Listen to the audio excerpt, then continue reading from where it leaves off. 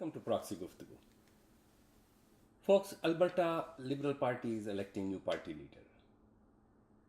Two candidates are competing for this position, Gary Kundal and David Khan.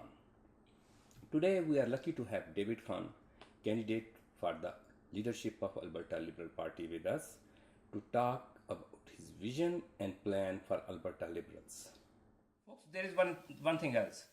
Today it's not exactly Proxy Guftugu. This is Proxy Jaiza.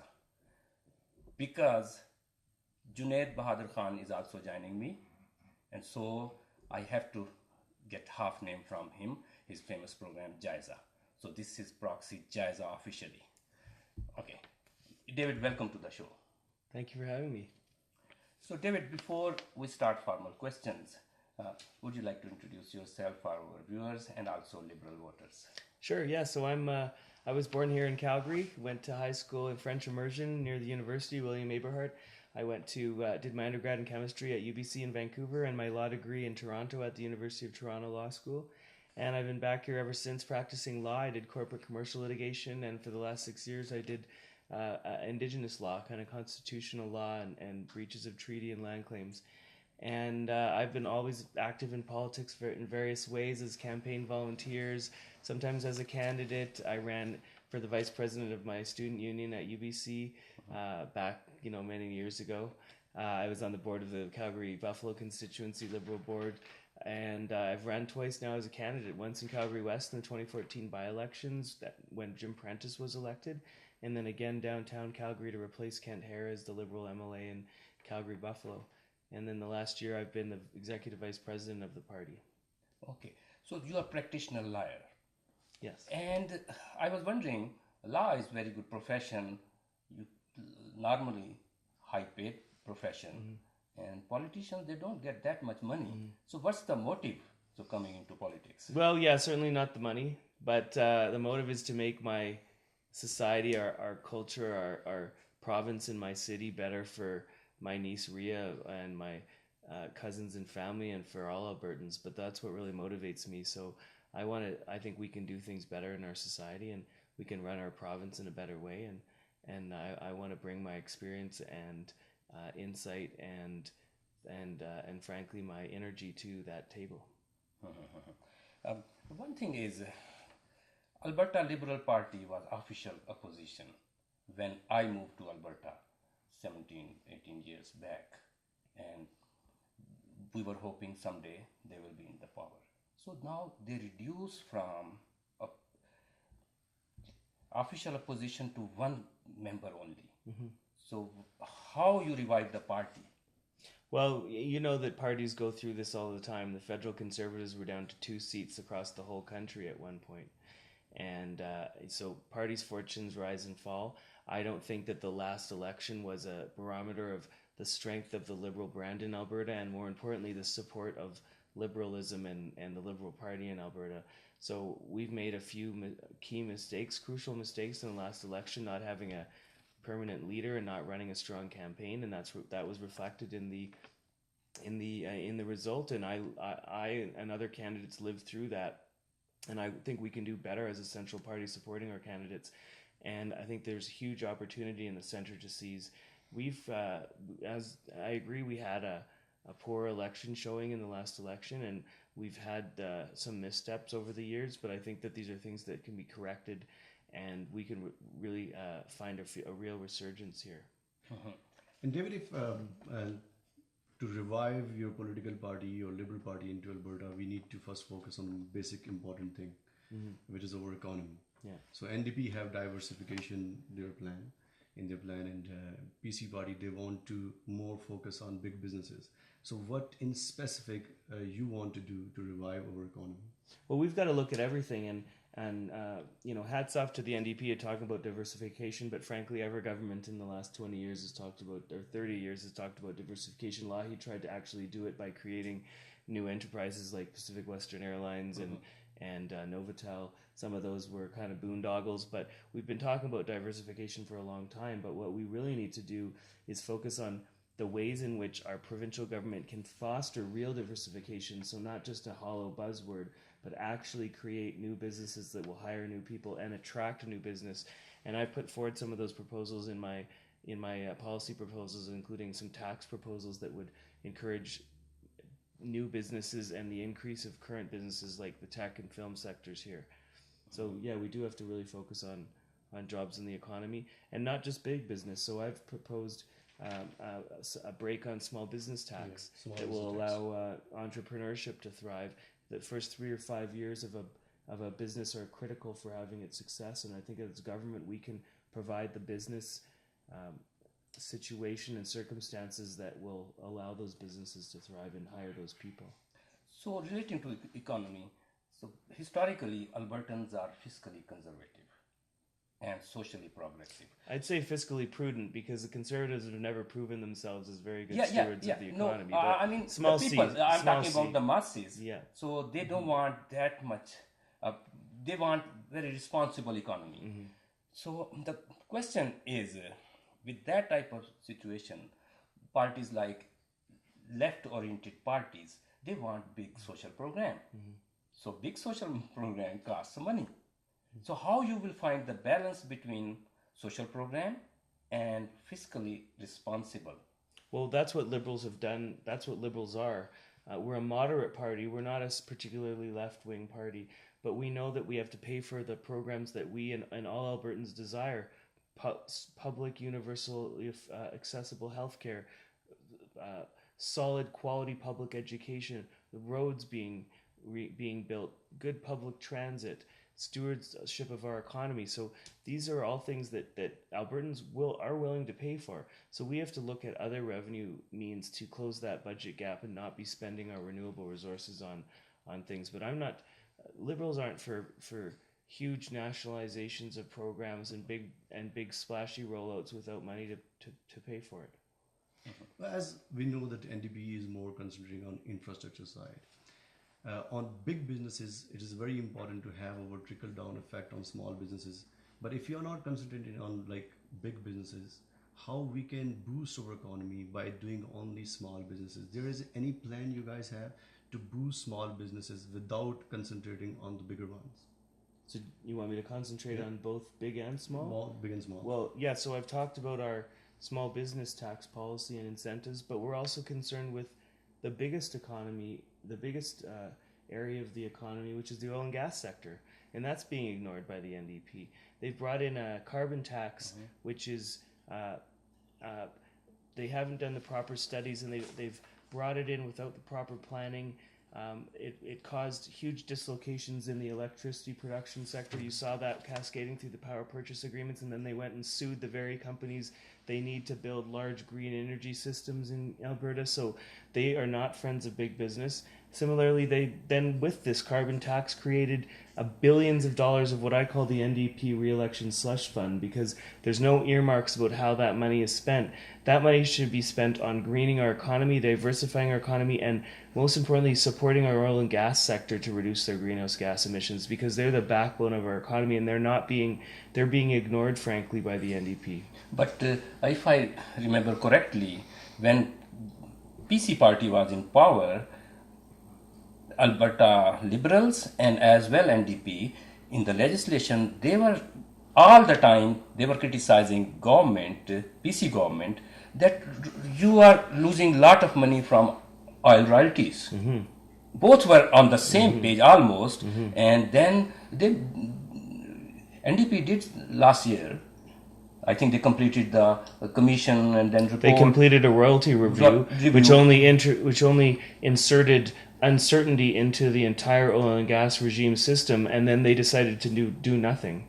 I know, but how you answer to the PC party? Then the PC party point is strong that we were not doing anything wrong. So well, on the contrary, and this was highlighted by a news article I shared on my social media this week, that the PC party was actually negligent in allowing billions of dollars of royalties to not be collected under the current royalty regime, which I agree the NDP didn't bother to change after causing all of this dislocation with their prognostications about it. But in fact, the PC government wasn't collecting the royalties we were due under the current royalty regime, and that's a massive fraud on the government, in my opinion. That is that is the absolute worst kind of sin a government can do, is to not collect the royalties due to its citizens for their oil resource. But David, in our oil and gas market, we have a very clear decline, and after that, we need diversification, and we need a lot of time for diversification. We have Keystone Pipeline project, which is going to pump up or shift around 800,000 barrels. Like it's going to be big for our market. But we do have another problem from our US side, a protectionist policy from US government. How are we going to deal with that aggressive policy with this uncertainty situation? Well, I talked about that on Global National News last week about Trump and his effect on our economy.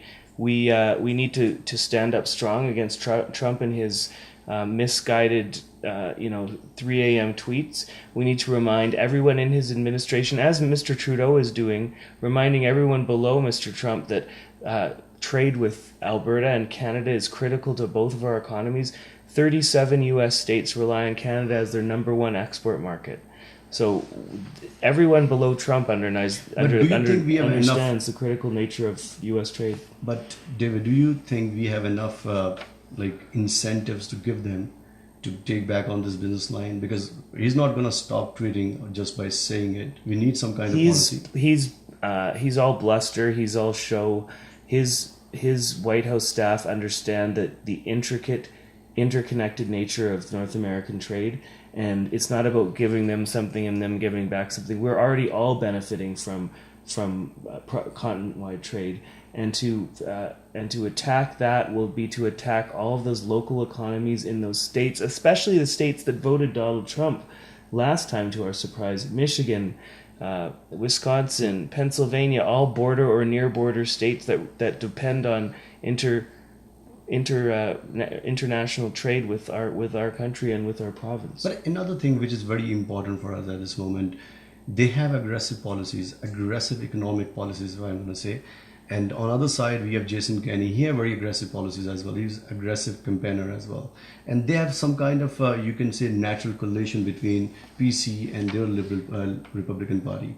So most of Albertans think that PC party is going to be better negotiation position with them rather than... I don't think Albertans believe that. I don't think that's clear. And even Jason Kenney was to his credit, criticizing Donald Trump. That Republican Party that you speak of that might have had a coalition erstwhile with the PC party does no longer exist. It's now 2 or 3 parties that are divided up between Tea Partiers, some liberal Republicans, and some old school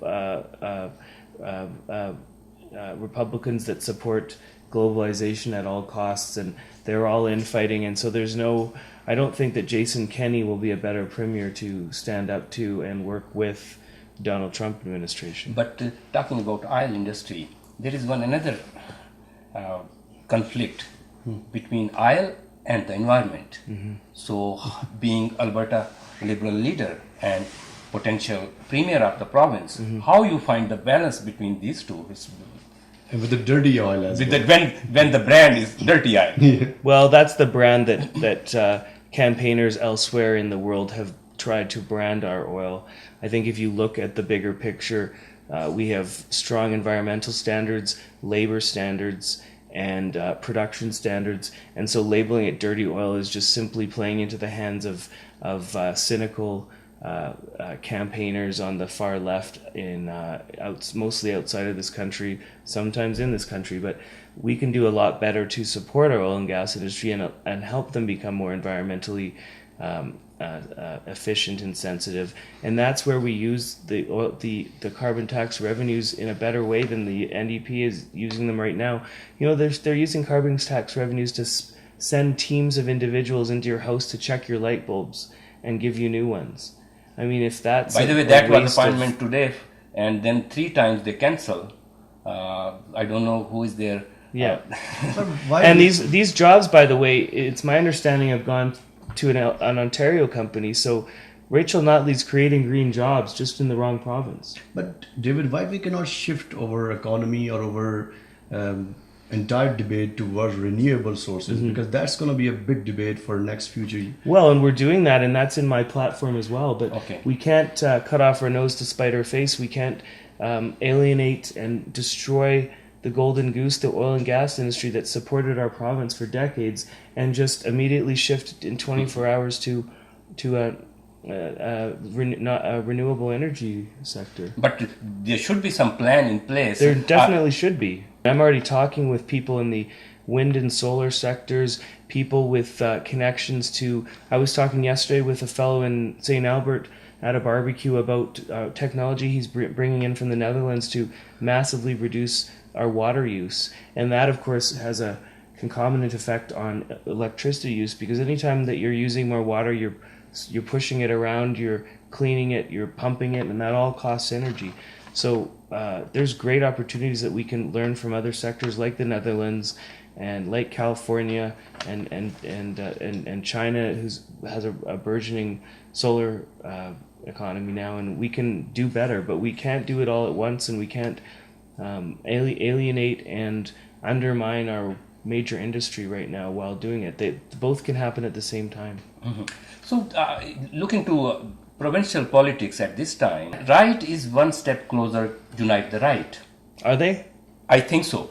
So my sources say they cannot hammer out a constitutional unity agreement, and that's why Jason Kennedy came out on his self-proposed deadline and gave a very poor, hyperbolic press conference about the sky is falling on all of us.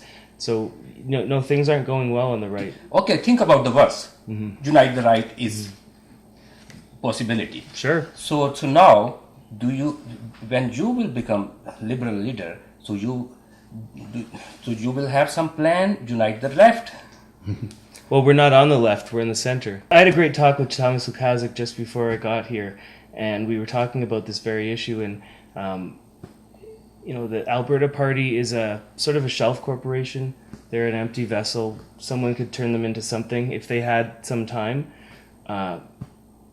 We may not achieve our results of forming government in the next election. This may be a long-term, a 2 or 3 election project. Thomas reminded me that Lougheed took 3 elections to gain his majority. So it's not just going to happen overnight, but we also can't wait and be creating a whole bunch of new parties and hoping that something sticks. We need to rebuild from what we have. So I'm committed to building the Alberta Liberal Party. We already have 15% of the vote. We already have constituencies that we're rebuilding in every constituency. We already have great fundraising and a solid voter base and a solid member base and good policies, and we're trusted on those. So I'm not opposed to having talks with other parties, and most importantly with Albertans that may support other parties, because remember this. I'm not interested in closed door meetings and secret meetings. This has to be a democratic process, but I'm committed to what's best for our province, and that's about values and ideas. But at this point, there's no other party that has a better chance of rebuilding and seizing that center than the Alberta Liberal Party. But sometimes back channel diplomacy works better until there is something mature. But David, to develop a Liberal Party in Alberta, we need to start from scratch, because it was a province from a long time under PC government or under Conservatives. So what is going to be your plan of action? Because you need not only campaign, you need an educational political program to tell people that you guys are center party. Most of Albertans think that you're leftist guys. So how are you going to tell them? What is going to be your educational political program to tell people, especially grassroots level? Well, just to paraphrase, I don't say that we need to start from scratch. I think we have a great base from which to work up from. But so we have great potential in that regard, but we do have a lot of work that we have to do. And it's outlined on my website.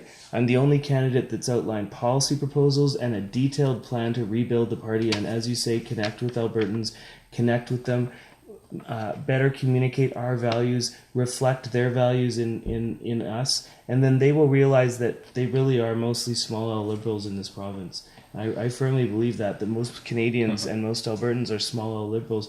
We just have done a poor job thus far in communicating that and getting them engaged and energized. And what I'm finding on my campaign is how much more energized people are, and people are coming to me and they're excited about what our campaign is doing. But I want to go back to my previous question again.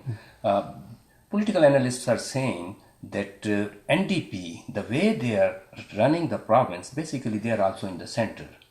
So do we have some hope that in next elections there will be some coordination or coalition between Liberal and NDP? Is it a possibility? Well, the NDP has never ever countenanced any coalition. Previous Liberal we are leaders talking have about Liberals. So you guys will be willing to talk about that? I'm always willing to talk about things, but I would like to point out that previous Liberal leaders have tried working out coalitions with the NDP. They always refuse. So let's leave the NDP out of it. They will never be part of a coalition before an election. However, as we saw in BC, stranger things can happen. We've got a lot more support than the BC Greens, and they're the balance of power. I'm very open to coalitions of parties that are like-minded on many issues. I think we can work very well with the NDP and temper their worst instincts, or they can work well with us as a senior partner in government, in a coalition government, to lay out a better path for Alberta. So I'm open to that, not to backroom dealings and trying to game the system before an election, but certainly coalitions governments work in Europe, and they work in almost every other jurisdiction, and you're gonna see they're gonna probably work in BC too. So that's something I'm certainly open to. So we saw that you guys are running for your leadership, and there's a lot of campaign, but we never saw Liberal parties very aggressive for making more members. So you guys have any plan to do more membership, because members are more important than your leaders at this moment. So why you guys are not that much aggressive when you're trying to connect most membership programs? I'm doing that right now in my leadership campaign. I'm bringing in a lot of new members. So this leadership race is the first step in driving membership sales into our party, and having a young, energetic new leader and a new campaign and a new revamped party with new messaging, new social media, getting into the media a lot more than we have before, because I have deep connections with the media provincially and nationally, and that will bring people in and get more people involved in the party. And we're seeing that by the number of members that I'm driving from my campaign into the party to sign up and vote. So what do you think gonna make a difference between you and Carrie Kendall if we gonna compare you? What makes you better candidate between you two guys? I've got the experience. I've run twice in 2 elections. I've been the vice president of the party for a year. I have connections with the media, with ordinary Albertans. I've run a high-profile campaign across the province that shows the kind of campaign that I could run in the next general election and be a strong standard bearer for the Liberal Party. And I believe in Liberal values. I believe that there is that it's critical that we have a moderate third choice in Alberta, and I've demonstrated that I'm a strong leader in this leadership campaign, and I will be as leader of the party. So I've got the support of sitting senators, former Liberal leaders, MLAs, and I'm as I noted, I've been talking with even former PC cabinet ministers about this situation. So I can add one more thing. Just like federal Liberals, so I call him Justin Trudeau of Alberta. So you are same. Well, you're being very generous there. But. You need to be more aggressive. Well, why I ask that? Because my next question is, remember the leadership race for Alberta Liberals when Justin Trudeau became the leader? But they did. They asked anybody to come. Supporters model. Yeah. So why not Alberta Liberals? Then you don't need to worry about even the membership. Well, this is something that we can look at. But as a member of the executive the last year, we couldn't bring in major changes to the party without the buy-in and the responsibility of the leader, because you can't be making major changes ahead of a leader coming in and finds that all the major decisions are made already. So we have been in a bit of a holding pattern. These kinds of things are on the table for the new leader to make the decisions of. But that type of decision, I mean, Dr. Davidson, very mature and very nice person, and you guys are not that far from him. So why not on that, before the election, you guys can talk about that issue. Well, but this is too late now. Changing the system of how we count members or supporters is fundamental to the constitution of the party and the fundamental to the makeup of the party. So it's kind of like if if the Alberta Liberal Party was a government, and I decided to bring in proportional representation as the party president, unelected party president, in advance of Justin Trudeau being elected leader of the party, and then he didn't support that initiative, we'd have saddled him with that change. The party really does take leadership from the top, and it takes on the persona of the leader, and the leader has to take responsibility for the major decisions. So things like changing our data provider or canvassing software, or redoing the constitution of our party, are things that I think that the new leader has to take on. Okay, so now, thank you very much. You explained very well. I just have one last question. So, David, I want to know one thing, because to impress Albertans, you need a very strong economic policy. So, can you give me 5 basic points of your economic policy which is going to impress Albertans? So we need to deal with the revenue problem that all Albertans understand that there is. We need to be raising enough general revenue, that non-resource royalty revenue, to pay for the programs and services Albertans require and demand. If that's different from borrowing at low interest rates to invest in infrastructure, I think done prudently, that's a good idea. But we can't be continuing to borrow to keep the lights on. We know that we're in a new era. We know economists are saying that kind of oil and gas revenue is not going to come back, so we have to deal with a new reality and raise more revenue in more original ways. I proposed some of them in my policies. We also have to deal with the ballooning costs. My understanding is ever since the early 2000s, the former PC government doled out very rich contracts to public sector workers, and though they haven't had major raises lately, they're still paid quite a bit more than other provinces. So we need to look at that. More importantly, we need to look at the layers and layers of bureaucracy in the Alberta Health Services that is bleeding us money. AHS and health are 50% of our budget, and we're not doing enough to contain costs there. So that's highly important. Preserving our environment and leaving a good environment for future generations is important, and that means not only our lakes and rivers and mountain areas, but also making sure that the oil sands are getting reclaimed, and the water systems around the oil sands are the water is being treated to the best of our ability. So those are the most important. And then, of course, I guess the last one I would put it is education. With such a young workforce and such a young general population in Alberta, education has to be a real key. And education for newcomers, new Canadians, education for young people, better trades programs, better support, long-term support for institutions, so that they're not on a year-to-year funding roller coaster, and they can properly plan better, and they don't have to jack up tuition for young people. So I've made a number of proposals in that regard in terms of education in my policy proposal document on my website too. Okay, so now in the end, can you tell our viewers the election schedule? Sure. And how they can vote?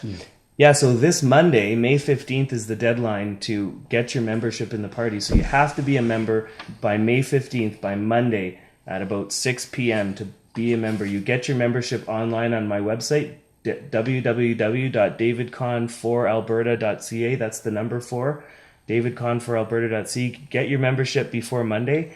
Then once you have your membership by May 27th, you'll get an email from the party with a secure online access code. You can vote between May 27th and June 3rd. And then on June 4th, we're going to announce our new leader at our convention. And by the way, for you Liberals out there, I hope there's a lot of you. It coincides with the Federal Liberal LPCA convention here in Calgary. It's on the Saturday, and our convention's on the Sunday. So we're really looking forward to that. Okay, thank you very much. And I might also mention that you have to be 14 years of age and older and a resident of Alberta. So you don't have to be a Canadian citizen, just 14 years of age and older and be a resident here in Alberta. So my family, we brought in a family of Syrian refugees who are now resident here in Alberta, and so they can vote if they're 14 years of age and older. Yes, we want to be more inclusive of new Canadians and get them involved in the political process. Folks, this is David Khan. Don't forget to visit his website. I will put the link on the screen, and then you will have a lot of answers already from there. Thank you very much for coming. Thank you very much for having me. Appreciate it. Thank you. It was very good.